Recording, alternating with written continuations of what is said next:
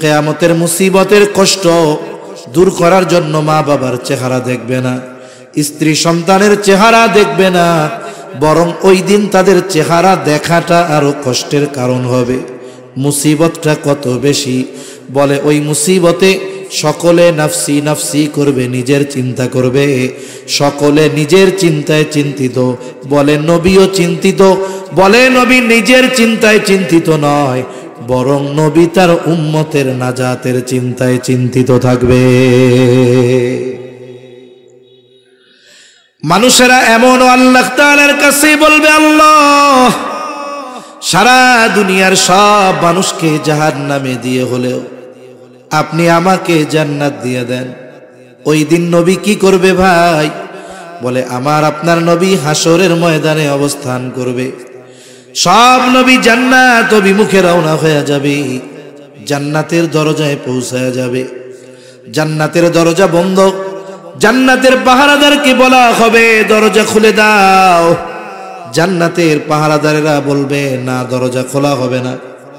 বলে যিনি আসলে খোলা হবে তিনি এখনো আসেন নাই। কোথায় তিনি? বলে এখনো তিনি হাসরের ময়দানে। নবীজি হাসরের ময়দানে কি করবেন? বলে উম্মতের নাজাতের চিন্তায় চিন্তিত।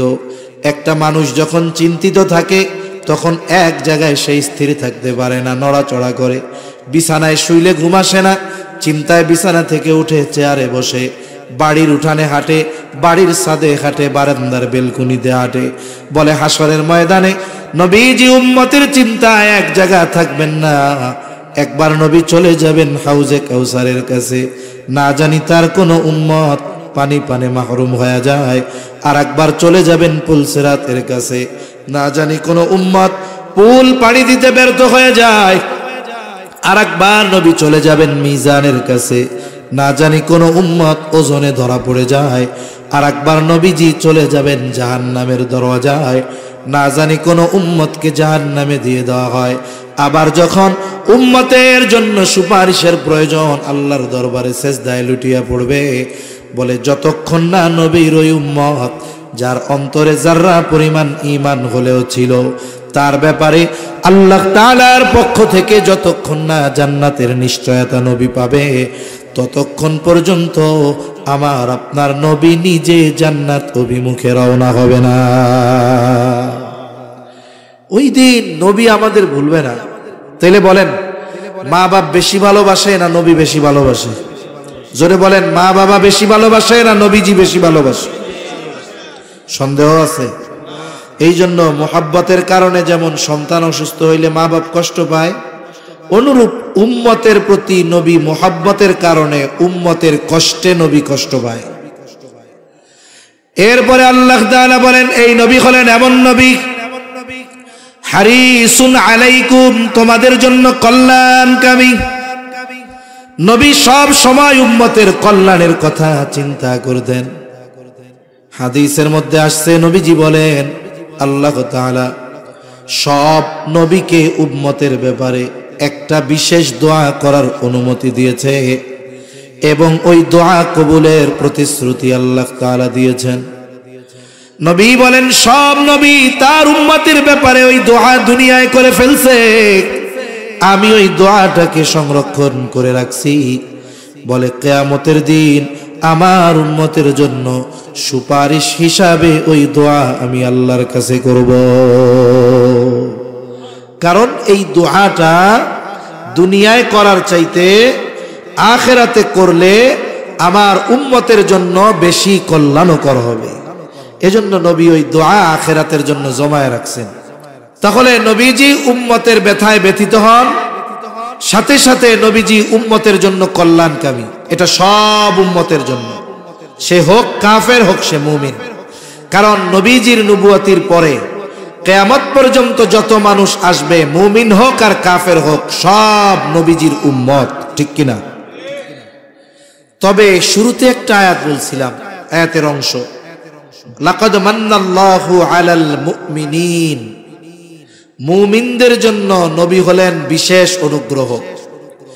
এই জন্য মুমিনদের প্রতি নবীজির ভালোবাসাটাও একটু স্পেশাল। এ ভালোবাসা কত আল্লাহ তাআলা বলেন, বিল মুমিনিনা রাউফুর রহিম। আল্লাহ তাআলা বলেন এই নবী হলেন এমন নবী যিনি তার মুমিন উম্মতদের জন্য রাউফুর রহিম। রাউফ হলো আল্লাহ তাআলার একটা গুণবাচক নাম, রহিম আল্লাহ তাআলার গুণবাচক নাম। অর্থ হলো অতি সদয়, পরম দয়ালু। কে জোরে বলেন? দুনিয়ার কোনো মানুষ রাউফুর রহিম হতে পারে না, দুনিয়ার কোনো মানুষ রাউফুর রহিম হতে পারে না। বলে আল্লাহ তাআলার যত গুণ আছে এগুলোর একমাত্র অধিকারী আল্লাহ।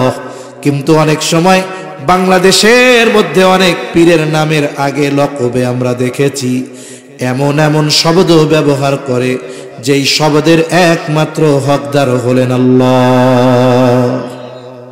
এখন মনে করেন কথার কথা, কেউ যদি কয় আমার পীর হইল রাউফুর রহিম, তার মানে ও আল্লাহর সিফত পীরের সাথে লাগায়া দিল। এখন এই কথা যদিও বিশ্বাস করে ও বেঈমান, কোনো সন্দেহ আছে? এজন্য মনে রাখবেন, অনেক নামাজি মানুষ না জানার কারণে শিরিক করতেছে, বেঈমান।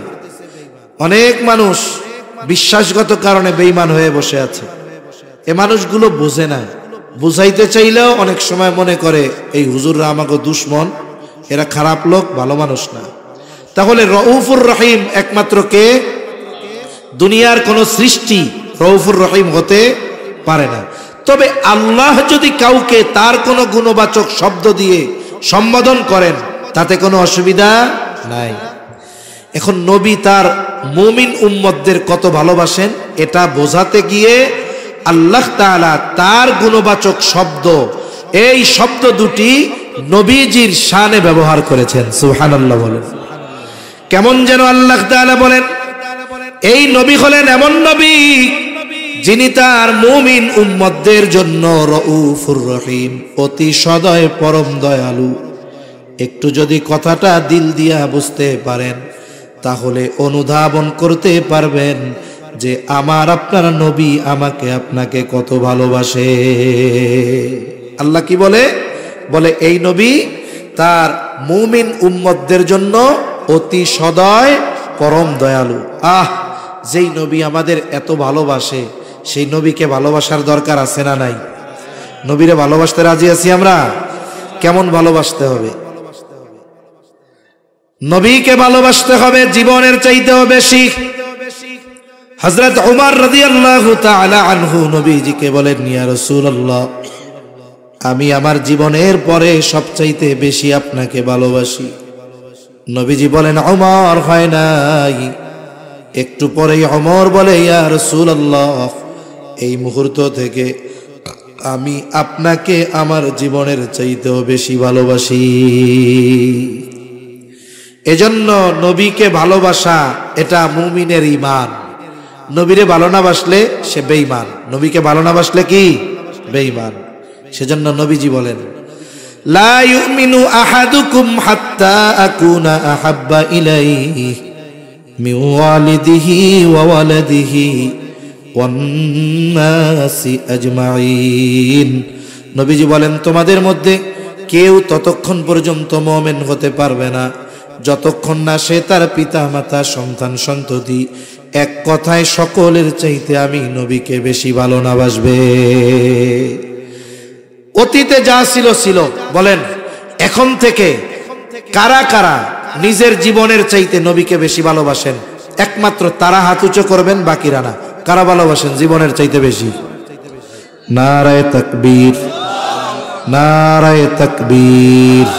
আল্লাহ হাতগুলা কবুল করেন, বলেন আমিন। এখন নবীকে ভালোবাসি আমরা। এখন বিষয় হলো নবীর জন্য তো জীবনও দিতে রাজি, কারণ জীবনের চাইতে নবীরে বেশি ভালোবাসি। আমি যার জন্য জীবন দিতে পারবো তার জন্য বাকি কাজ করা কি কঠিন নাকি? কঠিন না, সহজ। আমি যার জন্য জীবন দিয়ে দিতে পারি তার জন্য বাকি অন্য কাজ করা এটা তো সহজ, স্বাভাবিক বিষয়। এখন নবীকে কেমনে ভালোবাসবো? যে শাহেদ হয়, নবী যদি আমার সামনে থাকতেন, আমি যদি নবীকে সামনে পাইতাম, ভালোবাসা সর্বোচ্চ বাসতে পারতাম। আবু বকর নবীকে সামনে পাইছে, নবীর কথায় আবু বকর তার সব সম্পদ আইনা নবীর সামনে হাজির করছে। নবীকে তালহার সামনে পেয়েছে। উহুদের ময়দানে নবীজি গর্তের মধ্যে পড়ে যায়। তালহা তাকায় দেখে গর্তের থেকে নবী মাথা উঠায় আর নামায়, উপর দিয়ে তীর যায়, বর্ষা যায়। তালহা আইসা নবীর সামনে নিজের পিঠটারে ডাল বানায় দিছে। আমি তো নবীকে সামনে পাই নাই, এই রকম ভালো কেমনে নবীকে বাসবো? নবী জানেন আমার উম্মত আমাকে ভালোবাসা নিয়ে চিন্তিত থাকবে, এই জন্য কিভাবে কোন পদ্ধতিতে নবীকে ভালোবাসা হবে সেই পদ্ধতির খবর নবী নিজে জানায় দিয়েছে। নবীকে ভালোবাসার প্রথম পদ্ধতি বলে, মান আহাব্বা সুন্নতি ফাকাদ আহাব্বানি ওয়া মান আহাব্বানি কানা মাই ফিল জান্নাহ। নবী বলেন, যে আমার সুন্নতকে ভালোবাসলো সে আমাকে ভালোবাসলো, আর আমাকে যে ভালোবাসবে সে আমার সাথে জান্নাতে অবস্থান করবে। নবীর সাথে জান্নাতে থাকতে পারা এটা সৌভাগ্যের ব্যাপার। সাহাবা ইকরামের কাছে নবীর সাথে জান্নাতে থাকতে পারার সংবাদ ছিল সবচাইতে আনন্দের সংবাদ। আনাস রাদিয়াল্লাহু তাআলা আনহু বলেন যে এক সাহাবী গ্রাম্য সাহাবী আসছে, নবীজিরে জিজ্ঞাসা করছে কিয়ামত কখন হবে। লম্বা হাদিস সংক্ষেপে বলতেছি, নবীজি তারে পাল্টা জিজ্ঞাসা করছে, মা আদাত লাহা, এই তুমি কিয়ামতের জন্য কি পাথেয় সংগ্রহ করছো? লোকটা বলে, আমি আল্লাহ এবং তার রাসূলকে ভালোবাসি। নবীজি বললেন, আলমারউ মা মান আহাব্বা, বলে যে যাকে মোহাব্বত করে তার সাথে অবস্থান করবে, তার মানে জান্নাতে তার সাথে সে থাকবে। এই কথা বলার পর লোকটা বাড়ির দিকে চলে যায়। হযরত আনাস রাদিয়াল্লাহু তাআলা আনহু বলেন, নবীজির মুখে যখন শুনলাম তার সাথে জান্নাতে থাকতে পারবো, কারণ আমরা সবচাইতে বেশি ভালো নবীকে বাসি। হযরত আনাস রাদিয়াল্লাহু তাআলা আনহু বলেন, ইসলাম গ্রহণের পর আর কোনো কথা শুনে আমরা এতটা খুশি হই নাই যতটা খুশি নবীর সাথে থাকতে পারবো এই কথা শুনে আমরা হয়েছি। এত খুশি ইসলাম গ্রহণের পরে আর কোনো কথাই হই নাই। আমরাও নবীর সাথে জান্নাতে থাকতে পারবো নবীর সুন্নতকে মোহাব্বত করলে। মনে করেন এক কোম্পানি আপনারে অফার দিছে। অফার কি? বলে আমাদের পণ্য কিনে লটারি জিতুন। লটারিতে কি পুরস্কার? বলে পুরস্কার হলো সৌদি আরবের ওয়াচ টাওয়ারটা আছে, ওই ঘড়িয়ালা বিশাল বিল্ডিং, ক্লক টাওয়ারে একেবারে কাবা ভিউ, যেখানে আপনার রুম হবে ওইখান থেকে কাবা দেখা যাবে। আপনার সুযোগ, থাকার সুযোগ 5 দিন 5 রাত, সাথে সাথে আপনার বিমানের টিকিটও দেওয়া হবে। এই দুইটা অফার, বিমানের টিকিট আর হোটেলে থাকার সব ব্যবস্থাপনা। অফার তো পাইছেন, এখন আপনার পাসপোর্টও নাই, ভিসাও নাই, অফার ভোগ করার সুযোগ আছে। নবীর সাথে জান্নাতে থাকার অফার আছে, তবে জান্নাতে আগে যাইতে হবে। আপনাকে আগে মক্কায় পৌঁছাইতে হবে, এরপরেই না আপনি 5 স্টার হোটেলটায় থাকবেন। পৌঁছানোর জন্য ভিসা নাই, পাসপোর্ট নাই, কাজ হবে না। এখন বলে আমি আপনি যদি নবীর সাথে থাকতে চাই জান্নাতে যাওয়া লাগবে। বলে জান্নাতে কেমনে যাব? নবীজি বলেন, কুল্লু উম্মতি ইয়াদখুলুনাল জান্নাতা ইল্লা মান আবা। নবীজি বলেন আমার সব উম্মত জান্নাতে প্রবেশ করবে, আবা উম্মত ছাড়া। কে আবা উম্মত? নবীজি বলেন মান আতাআনি দাখালাল জান্নাহ ওয়া মান আসানি ফাকাদ আবা। নবীজি বলেন আমার আনুগত্য যে করবে সে জান্নাতে প্রবেশ করবে, আর জান্নাতে যে প্রবেশ করবে সে তো জান্নাতে আমার সাথে থাকবে, আর যে আমার আনুগত্য করবে না আবা উম্মত, সে জান্নাতেও যেতে পারবে না। তাহলে দুই হাদিসের সমন্বয় কি হয়? বলে নবীর সুন্নতকে মোহাব্বতের সাথে অনুসরণ করলে জান্নাতে যাওয়া যায়, নবীর সাথেও থাকা যায়। নবীর সুন্নাত অনুসরণ করতে হবে, মোহাব্বত করতে হবে, তবেই নবীর সাথে জান্নাতে গিয়ে থাকা যাবে। একটু চিন্তা করে দেখেন, নবীর সাথে জান্নাতে থাকার অফার। আবার দেখেন নবীর অনুসরণের মাধ্যমে আল্লাহর ভালোবাসা পাওয়া যায়। নবীর অনুসরণ করলে শুধু জান্নাতে থাকা যাবে তা নয়, বলে নবীর অনুসরণ যেই ব্যক্তি করে তাকে ভালোবাসে কে? আল্লাহ তাআলা বলেন, কুল ইন কুনতুম তুহিব্বুনাল্লাহা ফাত্তাবিউনি ইউহিব্বুকুমুল্লাহ। আল্লাহ তাআলা বলেন, হাবিব আপনি বলেন, তোমরা যদি আল্লাহকে ভালোবাসতে চাও, আমরা আল্লাহকে ভালোবাসতে চাই, কারণ ইমানদার আল্লাহকে ভালোবাসতে চায়। এখন কেমনে ভালোবাসবো? আল্লাহ বলেন, হাবিব আপনি বইলা দেন, তোমরা যদি আল্লাহকে ভালোবাসতে চাও, ফাত্তাবিউনি, আমার অনুসরণ করো। আমার অনুসরণ করলে আল্লাহকে ভালোবাসা হয়ে যাবে। আর আমার অনুসরণ যদি করো, তোমার আল্লাহকে ভালোবাসা নিয়ে চিন্তা করা লাগবে না।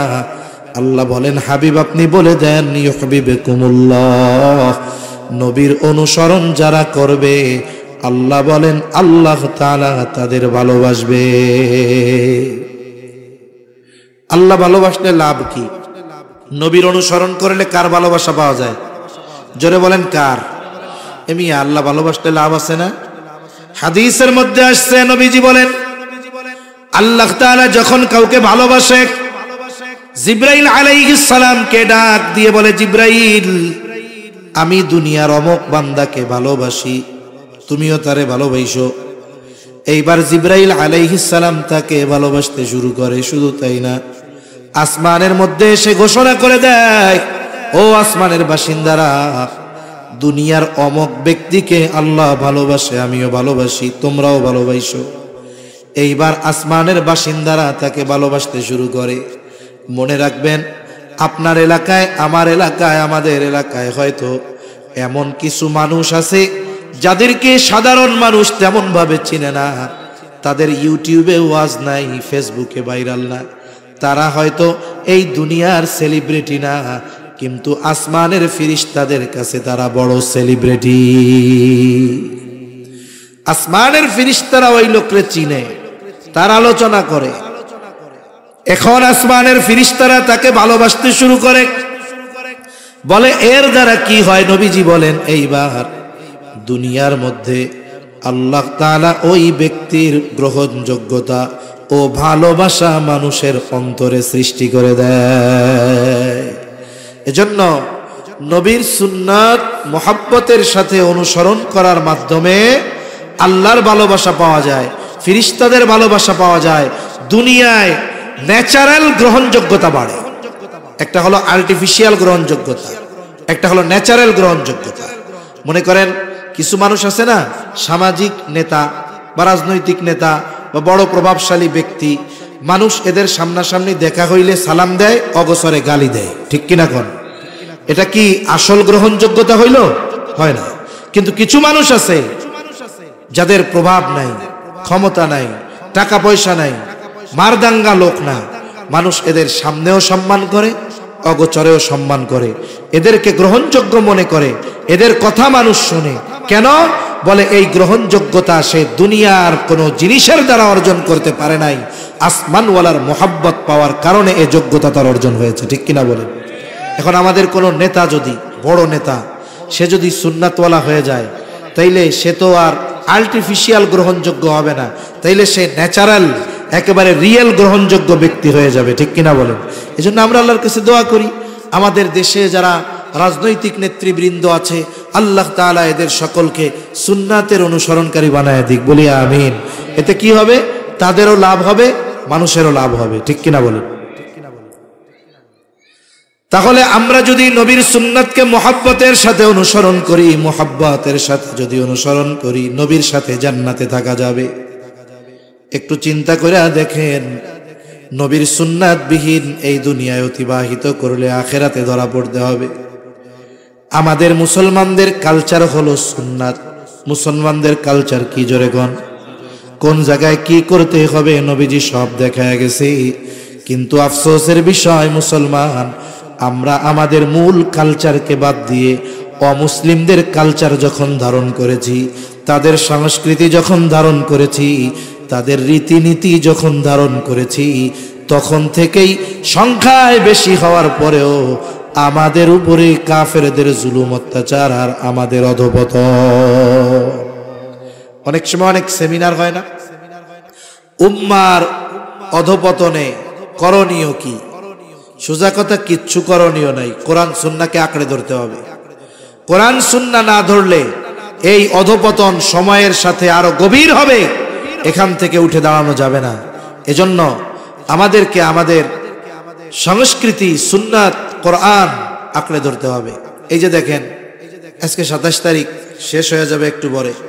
কত যুবক এখনই থেকেই প্রস্তুতি নিচ্ছে 31st নাইট উদযাপনের, নববর্ষ উদযাপনের চিন্তা ভাবনা করতেছে।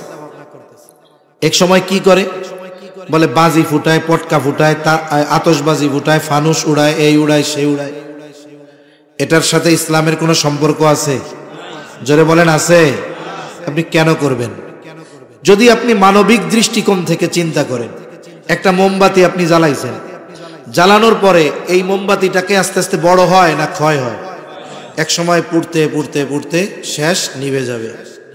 এমিয়া, আমরা যখন মাতৃগর্ভে রূহ পেয়েছি, প্রাণ পেয়েছি, ওই সময় দুনিয়ায় কয়েকদিন থাকবো এটা নির্দিষ্ট হয়ে গেছে। আমার আপনার হায়াত লিমিট আছে, নির্দিষ্ট করা আছে, তবে আমাদের জানা নাই ওই সময় যখন পৌঁছাবো যুবক থাকি আর বুড়া হই, সুস্থ থাকি আর অসুস্থ হই, থাকার কোনো উপায় নেই। তার মানে সময়ের সাথে সাথে মৃত্যু থেকে দূরে যাচ্ছি না মৃত্যুর কাছে যাচ্ছি? তাইলে তো প্রতিদিন হায় হায় করার দরকার ছিল, আয় আল্লাহ একটা দিন জীবন থেকে চলে গেল, এই দিনের হিসাব কেমনে দিমু? আমি আস্তে আস্তে তো মরার দিক অগ্রসর হচ্ছি। আপনার জীবন থেকে হায়াত চলে যাইতেছে আর আপনি আনন্দ করতেছেন, সি সি সি সি, এটা তো মানবিক দিক দিয়েও খারাপ কাজ। আর ধর্মীয় দিক দিয়ে যদি আসেন, এই যে ইংরেজি মাসগুলো 12 মাস আন্তর্জাতিকভাবে অফিসিয়ালভাবে এই তারিখের হিসাব রাখা হয়, আপনার তারিখের হিসাব রাখতে গোনা নাই। কারণ সৌরবর্ষের হিসাব আর চন্দ্রবর্ষের হিসাব দুটোই দিয়েছেন কে? এই 365 দিনে বছর আর 355 দিনে বছর, দুইটাই আল্লাহ দিয়েছেন। আপনি হিসাব রাখেন, অসুবিধা নাই তো। চন্দ্র হিসাবও রাখতে হবে, সৌর হিসাবও রাখতে হবে। এখন এই সৌর হিসাব রাখতে গিয়ে যেই 12 মাস নাম নির্ধারণ করা হয়েছে, এগুলো রোমানদের এক একজন দেবতার নামের অংশ নিয়ে এই নামগুলো রাখা হয়েছে। যেমন জানুয়ারি, জানুস নামক এক দেবতা, ওর নামের প্রথম অংশ থেকে রাখা হয়েছে জানুয়ারি। আচ্ছা, এই অনুষ্ঠান উদযাপন ইসলামের সাথে কোনো সম্পৃক্ত নাই। সম্ভবত 1582 সাল হবে এরকম। পপ গ্রেগরি, উনি ঈসা আলাইহিস সালামের জন্মের সময় থেকে নিয়ে হিসাব করে এই ইংরেজি বা এই গ্রেগরি ক্যালেন্ডার চালু করছেন।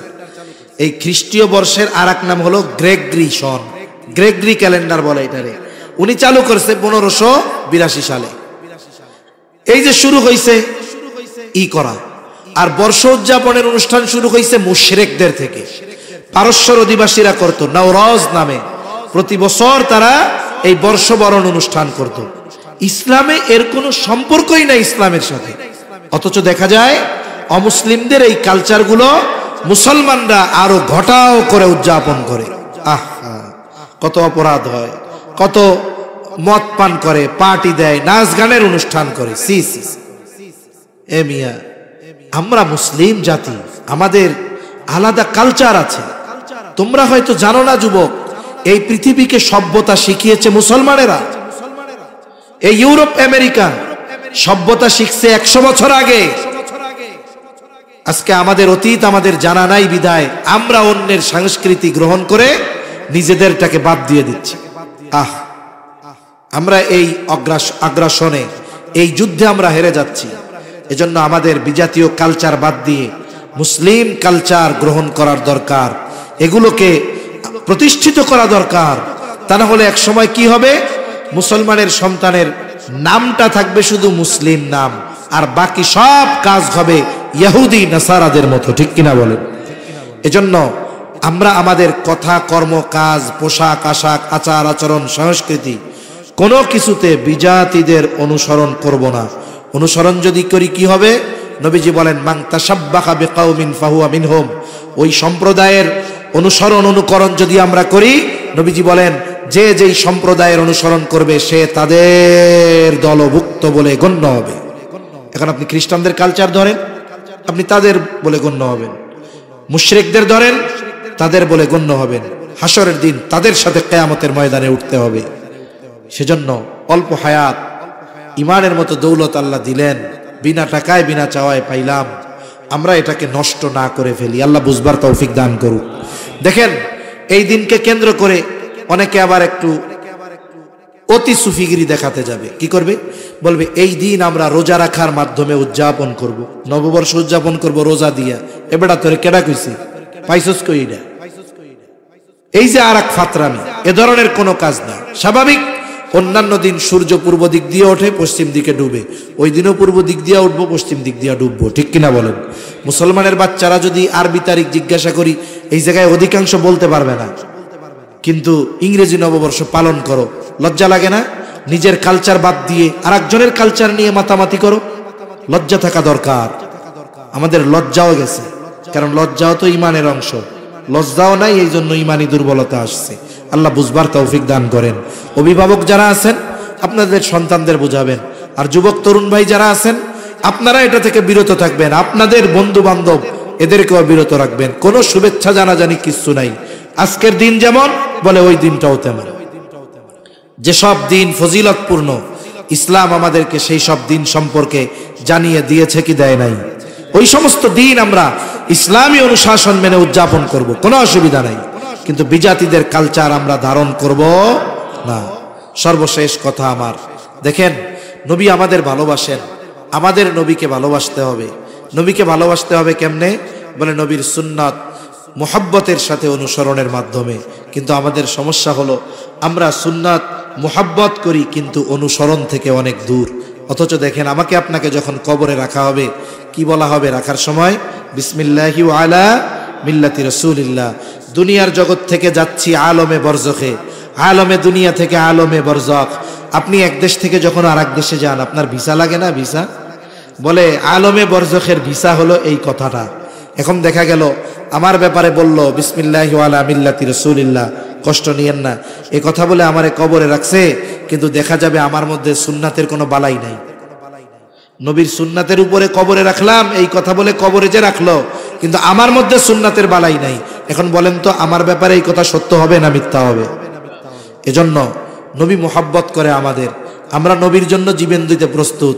কেন নবীর মুহাব্বতে সুন্নাত অনুসরণ করি না? একটু নিজেকে গিয়ে নিজে প্রশ্ন করবেন। সুন্নাত অনুসরণ করতে গিয়ে কেউ যদি আমাদেরকে তিরস্কার করে, খোটা মারা কথা বলে, বলুক না। দুনিয়ার একজন নেতার জন্য খোসা কথা শুনলে নেতার আস্থাভাজন মুহাব্বতের পাত্র হওয়া যায়। আমি আপনি যদি নবীর সুন্নাত পালন করতে গিয়ে, যুবক যদি দাড়ি রাখতে গিয়ে ভাইয়া থেকে কেউ চাচা ডাকা শুরু করে, ডাকুক না, এতটুকু তিরস্কার হয়তো কিয়ামতের দিন নবীজির সুপারিশ পাওয়ার কারণ হতে পারে, ঠিক কিনা বলেন? এজন্য জীবনটা এমনভাবে সাজাই, যখনই মারা যাব আমাকে কবরে রাখার সময় বিসমিল্লাহি ওয়া আলা মিল্লাতি রাসূলিল্লাহ এই কথাটা যেন আমার সূরাতের সাথে মিল থাকে। এভাবে যদি জীবন সাজাতে পারি, দুনিয়াও সফল, আখিরাতেও সফল। আল্লাহ সুবহানাহু ওয়া তাআলা আমাদেরকে প্রকৃতভাবে নবীজির আশিক হওয়ার তৌফিক দান করেন। সকলে বলি আমিন। আলহামদুলিল্লাহি রাব্বিল আলামিন ওয়াল আকিবাতু লিল মুত্তাকিন والصلاة والسلام على خير خلقه محمد وعلى آله وأصحابه أجمعين. ربنا ظلمنا أنفسنا وإن لم تغفر لنا وترحمنا لنكونن من الخاسرين. ربنا آتنا في الدنيا حسنة وفي الآخرة حسنة وقنا عذاب النار. ربنا لا تزغ قلوبنا بعد إذ هديتنا وهب لنا من لدنك رحمة إنك أنت الوهاب.